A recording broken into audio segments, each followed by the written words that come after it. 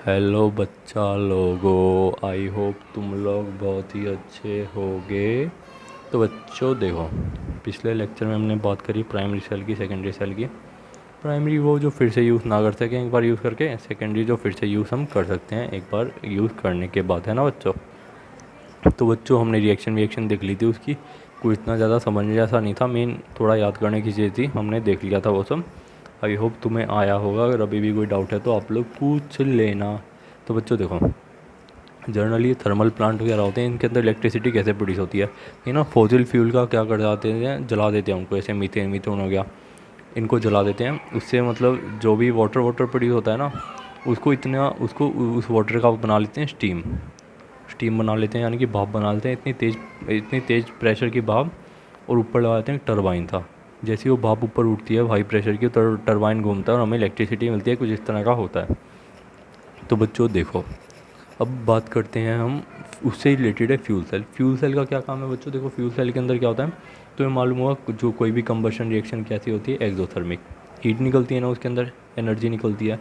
तो बच्चों इसके अंदर क्या करते हैं, जैसे देखो मीथेन है, मीथेन को रिएक्शन कराई, मीथेन को जला दिया, ठीक है, हीट कर मीथेन को जला दिया ऑक्सीजन की प्रेजेंस में, ठीक है। तो जब भी मीथेन की कंबशन रिएक्शन हुई, इसने क्या फॉर्म करा, कार्बन डाइऑक्साइड, वाटर, और साथ में कुछ एनर्जी प्रोड्यूस हुई, है ना। तुम्हें मालूम होगा जब भी किसी चीज़ को तुम जलाओगे तो मतलब लाइक मीथेन मीथेन को, तो कार्बन डाइऑक्साइड और वाटर निकलता है और साथ में हीट निकलती है। हीट या यूँ बोल लो एनर्जी। तो बच्चों जो भी एनर्जी निकली ना इस कंबशन रिएक्शन में, उसको किस में कन्वर्ट कर लेते हैं, इलेक्ट्रिकल एनर्जी में। इलेक्ट्रिकल एनर्जी में प्रोड्यूस करा, कोई केमिकल एनर्जी रिलीज हुई, उसे किस में कन्वर्ट कर लिया, इलेक्ट्रिकल एनर्जी में। तो ये भी बच्चों किस तरह का सेल हो गया, ये भी किस पे काम करेगा, गैल्वेनिक सेल पे। केमिकल एनर्जी रिलीज हुई, उसे किस में कन्वर्ट कर लिया, इलेक्ट्रिकल एनर्जी में। ऐसी ऐसे ही हाइड्रोजन गैस और ऑक्सीजन को मिलाया, ये मतलब हाइड्रोजन को जब हीट करा ऑक्सीजन की प्रेजेंस में, या हीट तो इवन ऑक्सीजन की प्रेजेंस में होती है, तो जैसे ही हाइड्रोजन को हीट करा, जलाया, उसने पानी फॉर्म कर लिया और साथ में निकाल दी एनर्जी। उस केमिकल एनर्जी को किस में कन्वर्ट कर लिया, इलेक्ट्रिकल एनर्जी में। तो बच्चों देखो, फ्यूल सेल क्या होते हैं। Fuel cells are the type of galvanic cells which convert the energy produce during combustion of fuel like hydrogen, methane, methanol etcetera into electrical energy. Fuel cell ऐसे galvanic cell होते हैं जो energy produce होती है combustion reaction के time पे, है ना, कंबशन के टाइम पे उस एनर्जी को किस में कन्वर्ट कर देते हैं, इलेक्ट्रिकल एनर्जी में। और कंबशन किसी भी चीज़ का, हाइड्रोजन का कर लो, मीथेन का कर लो, मिथेनॉल का। तो इधर से एक हमारा एनसीईआरटी का क्वेश्चन भी सॉल्व हुआ, वो पूछ रहे हैं कि हाइड्रोजन के अलावा किस किस को हम फ्यूल सेल में यूज़ कर सकते हैं। मीथेन और मिथेनॉल आंसर आ गया, ठीक है। तो बच्चों देखो, फ्यूल सेल क्या होते हैं। फ्यूल सेल के अंदर हम क्या करते हैं, कंबशन रिएक्शन कराते हैं, ठीक है। कंबशन रिएक्शन कराते हैं किसी भी चीज़ की, तो जो भी उसके अंदर केमिकल रिएक्शन, जो भी उसके अंदर एनर्जी निकलती है कंबशन रिएक्शन के टाइम पे, उसको हम इलेक्ट्रिकल में कन्वर्ट कर लेते हैं। कुछ इस तरह का फंडा है, ठीक है। तो आज हम जो फ्यूल सेल पढ़ने वाले हैं वो है hydrogen oxygen fuel cell, hydrogen और ऑक्सीजन का यूज़ करके। तो बच्चों देखो, ये भी गैल्वेनिक सेल है, इसके अंदर भी एनोड कैथोड की सब बातें होंगी। तो देखो इस तरह से इसका कुछ सेटअप होता है, वैसे तो कॉम्प्लिकेटेड सेटअप होता है, खतरनाक सा, बट कुछ बेसिक सा सेटअप देख लेते हैं कि कैसा होता है। तो बच्चों देखो, कुछ इस तरह का ये होता है, रेक्टेंगुलर सा एक डिब्बा सा होता है, ठीक है। एक साइड से हाइड्रोजन को डालने की जगह छोड़ देते हैं, एक साइड से ऑक्सीजन को डालने की जगह। बीच में तुम्हारी दो रोड होती हैं, ये किससे बनी होती है, कार्बन से, ग्रेफाइट रोड बोल लो, कार्बन से, और मतलब कार्बन से मिलके बनी होती हैं। और इसके अंदर हम कुछ ना कुछ थोड़ा कैटलिस्ट भी डाल देते हैं, प्लेटिनम या प्लेटिनम या प्लेडियम का कैटलिस्ट डाल देते हैं इसके अंदर, मतलब कार्बन और प्लेटिनम को मिक्स करके उसका चूरा था इनके अंदर भर देते हैं इस एरिया में। इस तरह की मतलब उसकी रोड बना के हम ले लेते हैं, ठीक है। और इस रोड के अंदर हल्का हल्का छेद भी होता है कि हाइड्रोजन और ऑक्सीजन इधर से पास हो पाए, ठीक है बच्चों। और बीच में स्पेस होता है, इसके अंदर पानी बनता है, देखो कैसे। तो बच्चों देखो, इधर से हाइड्रोजन गैस आई, इधर से ऑक्सीजन गैस आई, ये एनोड की तरह काम करी है, नेगेटिव, ये कैथोड की तरह पॉजिटिव, इधर से पानी निकलेगा। तो देखो किस तरह से बच्चों, देखो एनोड पे क्या है हमारा, हाइड्रोजन, ठीक है। और हाँ, इस वाले एरिया में हम KOH और NaOH भी भर देते हैं। जो बीच वाला एरिया है इसके अंदर हम क्या भर देते हैं, बेस भर देते हैं। जैसे तुम्हारा KOH, पोटेशियम हाइड्रोक्साइड या NaOH, सोडियम हाइड्रोक्साइड, ये भी हम भर देते हैं। तो देखो, एनोड कौन सा है हमारा, ये वाला, एनोड के पास है हाइड्रोजन, एनोड के पास हाइड्रोजन गैस है, तो एनोड पे कौन सी रिएक्शन होगी, ऑक्सीडेशन। ये हाइड्रोजन गैस है, अंदर जाएगी, ये छेद में से अंदर पहुँचेगी और OH नेगेटिव से रिएक्ट करेगी। ठीक है, OH नेगेटिव क्या जैसे ही रिएक्ट करा, एक्चुअली 4 OH नेगेटिव क्या रिएक्ट करेगी, 4 OH नेगेटिव क्या जैसे ही रिएक्ट करा, 4 O हैं और 8 ऑक्सीजन, 4 O हैं और कितने हाइड्रोजन हो गए, 4 × 4 8 हाइड्रोजन। तो ये क्या फॉर्म कर लेंगे, 4 H2O के मॉलिक्यूल, 4 पानी के मॉलिक्यूल बना देंगे और वो पानी इधर ही रह जाएगा, वो बाहर निकल जाएगा इधर से। और साथ में जो 4 OH नेगेटिव के जो 4 इलेक्ट्रॉन हैं इधर से बाहर निकल गए, तो हो गया ऑक्सीडेशन एनोड पे। अब बात करते हैं कैथोड की। कैथोड किसे हमारा क्या रहा है, कैथोड की साइड आ रहा है ऑक्सीजन। ऑक्सीजन किससे रिएक्ट करेगा बच्चों, ये जो 4 पानी के मॉलिक्यूल निकले हैं ना, इसमें से 4 में से 2 पानी के मॉलिक्यूल क्या, तो ये रिएक्ट कर लेगा।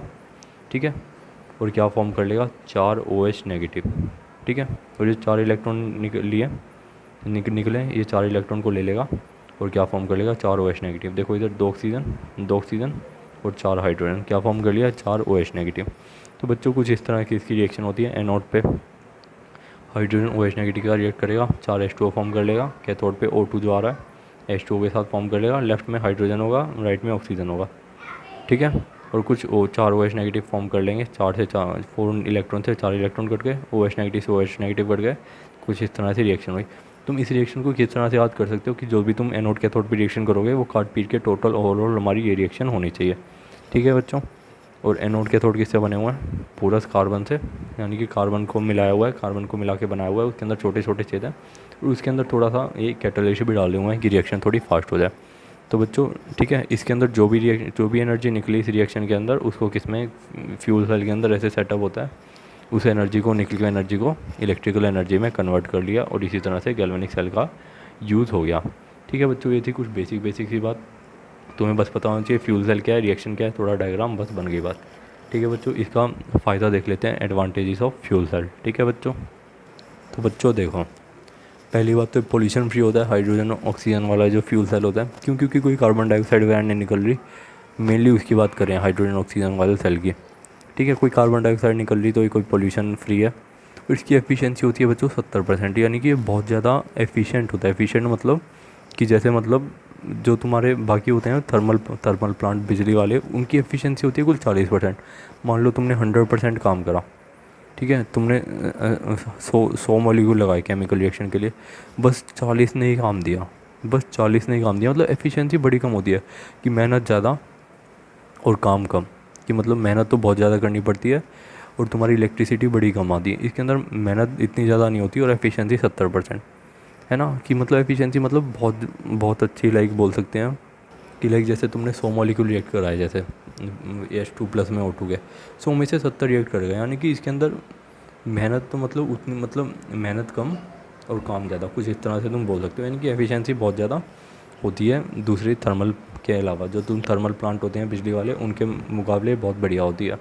ठीक है, और बच्चों देखो, तुम ये सोच रहे, तुम्हारे मन में अगर ये डाउट आया हो कि प्राइमरी सेल में होगा सेकेंडरी सेल में होगा, बच्चों ये इस ना प्राइमरी में आता है ना सेकेंडरी में आता है, इसलिए हम इसको अलग तरह से पढ़ते हैं। क्यों, क्योंकि मान लो इसके अंदर जब तक तुम H2 और O2 देते जाओगे ना दोनों साइडों में से हाइड्रोजन ऑक्सीजन, तब तक ये काम करता जाएगा। ठीक है, तो because of continuous supply fuel cell never become dead, ये कभी ख़त्म नहीं होते अगर तुम सप्लाई इसको देते रहोगे। ठीक है बच्चों, तो बच्चों एक आखिरी टॉपिक कोरोजन को अच्छे से निपटाते हैं जल्दी से। तो देखो बच्चों, कोरोजन क्या है, कोरोजन है तुम्हारा, लाइक हम डेली लाइफ में भी देखते हैं कि लाइक मेटल का रिएक्ट करना, मेटल जैसे चांदी लोहा, है ना, चांदी वांदी सिल्वर तांबा, इन सब का एटमॉस्फेयर की में जो गैसेस होती हैं एटमॉस्फेयर में, उनके साथ रिएक्ट करना और उनका ख़राब हो जाना। तो देखो कोरोजन क्या है, the process of slowly eating away of metal due to reaction with atmospheric gases on surface of metal resulting in formation of compounds like oxide, sulfide, carbonates on carbonates is called corrosion।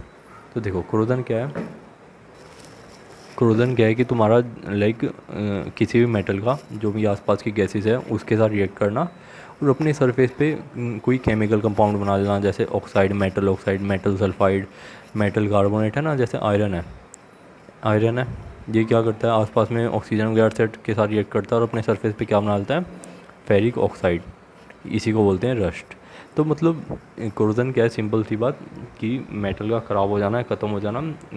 क्यों, क्योंकि atmospheric gases का reaction करके और अपने पे chemical compound का form कर लेना, जैसे कि तुम्हारा ऑक्साइड, सल्फाइड, कार्बोनेट एक्सेट्रा। ठीक है, एग्जाम्पल है कोरोजन के, एक तो तुम्हारा रस्टिंग ऑफ आयरन, जैसे आयरन पे जंग लग जाना है ना, आयरन रिएक्ट कर लेता है पानी और ऑक्सीजन वगैरह के साथ, और रस्टिंग ऑफ आयरन हो जाता है, आयरन पे जंग लग जाता है, ठीक है।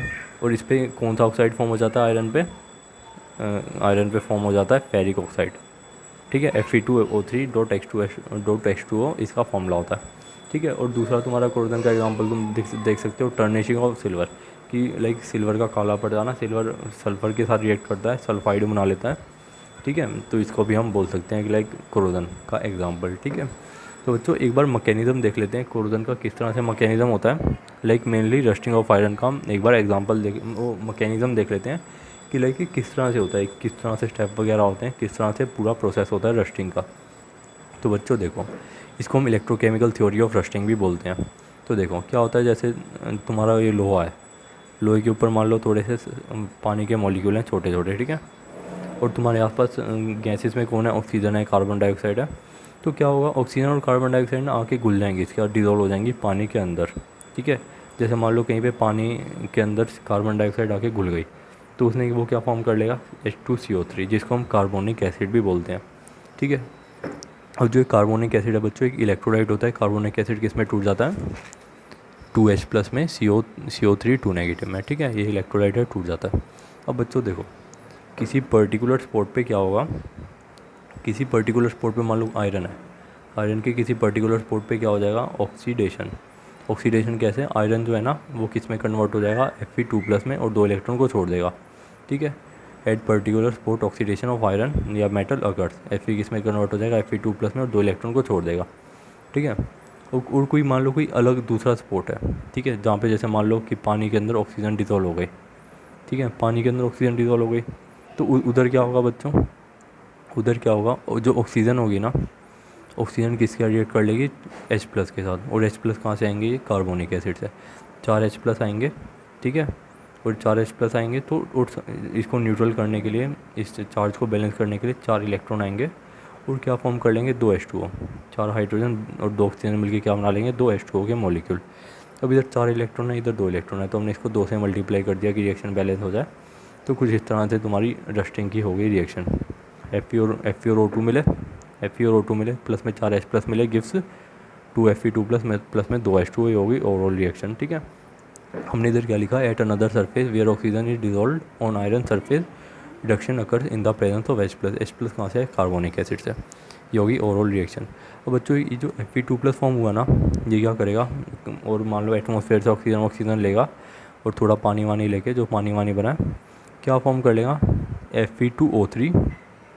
Fe2O3 फेरिक ऑक्साइड, 4 Fe2+ आएंगे इधर से, ठीक है, 2 ये हो गए, 2 कहीं से और आके 4 Fe2+ आएंगे, ऑक्सीजन के साथ हवा वाली क्या रिएक्ट करेंगे, और क्या फॉर्म कर लेंगे बच्चों, और साथ में 4 पानी के मॉलिक्यूल के साथ क्या फॉर्म कर लेंगे, 2 फेरिक ऑक्साइड, प्लस में 8 H+, ठीक है। अब ये जो फेरिक ऑक्साइड बना है, ये पानी वानी के रिएक्ट करके क्या फॉर्म कर लेगा, हाइड्रेटेड फेरिक ऑक्साइड, इसी को क्या बोलते हैं, रस्ट। जो तुम्हारे आयरन पे रस्ट लग जाता है ना, वो क्या होता है, ये ferric oxide, hydrated ferric oxide, ये उसका फॉर्मूला होता है, केमिकल कंपाउंड होता है जो कि हाइड्रेटेड फेरिक ऑक्साइड होता है, ठीक है बच्चों। आई होप तुम्हें थोड़ा थोड़ा आइडिया लग रहा होगा चीज़ों का। अगर तुम इस रिएक्शन के बाद अगर तुम्हें ये कॉम्प्लिकेटेड लिख रहा है, तो तुम चाहे तो इसको ना भी लिखो, तुम सीधा ये भी लिख सकते हो कि ये वाली रिएक्शन लिखने के बाद कि then Fe2+ react with oxygen and then water to form ferric oxide, hydrated ferric oxide, इसका फॉर्मूला लिख लेना, उतना सफिशिएंट है। इस रिएक्शन को चाहे तो तुम इग्नोर मार लो, बस इस रिएक्शन के बाद ये लिख दो कि Fe2+ react with oxygen and water to form hydrated ferric oxide, और उसी को क्या बोलते हैं, रस्टिंग ऑफ आयरन। तो बच्चों कुछ इस तरह से इलेक्ट्रोकेमिस्ट्री का ही रोल होता है तुम्हारे रस्टिंग ऑफ आयरन में, क्योंकि एनोड कैथोड की बात हो रही है, जब एनोड कैथोड की बात होगी यानी कि इलेक्ट्रोकेमिकल रिएक्शन, ठीक है। और वहाँ पे तुम्हारा क्या हुआ, लाइक वहाँ पे तुम्हारा हो गया रस्टिंग ऑफ आयरन, ठीक है बच्चा लोगों। तो बच्चों, और हाँ, रस्टिंग की वजह से और कोरोजन की वजह से ना, मतलब करोड़ों अरबों रुपए का मतलब हर साल का लॉस होता है देशों में, कि जैसे ब्रिज पे रस्टिंग लग जाती है उनको, लाइक है ना, ब्रिज पे रस्टिंग लग जाती है तो उनको सेफ्टी के लिए पेंट करना पड़ता है टाइम टू टाइम, है ना, तो बहुत खर्च आता है रस्टिंग ऑफ आयरन की वजह से। तो बच्चों देखो, ये रस्टिंग ऑफ आयरन को किस किस तरह से प्रिवेंट करा जा सकता है, जल्दी से वो देख लेते हैं। सबसे पहले तो तुमने देखा होगा घरों में भी हम लोहे की चीज़ों पे गेट वेट पे पेंट कर देते हैं, क्योंकि रस्टिंग ना हो, जंग ना लगे। तो by applying paints, grease, oil कुछ भी इस पे करके हम रस्टिंग ऑफ आयरन को रोक सकते हैं। इससे क्या फ़ायदा होता है कि पेंट वेंट आने की वजह से अब जो तुम्हारी आयरन का सरफेस जो रिएक्ट कर रहा था ना ऑक्सीजन पानी के साथ, अब वो डायरेक्टली नहीं करेगा, पेंट उसकी जगह रिएक्ट करेगा, है ना। और दूसरा, by applying coating of some another metal, some another inert metal, या फिर जैसे आयरन है, आयरन पे कोई ऐसा मेटल लगा दो कि जो प्लेटिनम टाइप का, मतलब ऐसी लेयर चढ़ा दो कि वो रिएक्ट ही ना करे, है ना, कि मतलब रिएक्ट ही ना करे। प्लेटिनम की लेयर आ गई होगी जो किसी से रिएक्ट नहीं करेगा, तो आयरन सेफ रहेगा। दूसरा, by sacrificial protection. Sacrificial protection मान लो, जैसे उसका मतलब क्या, जैसे आयरन है, आयरन के ऊपर तुमने चला दी जिंक की एक लेयर चढ़ा दी।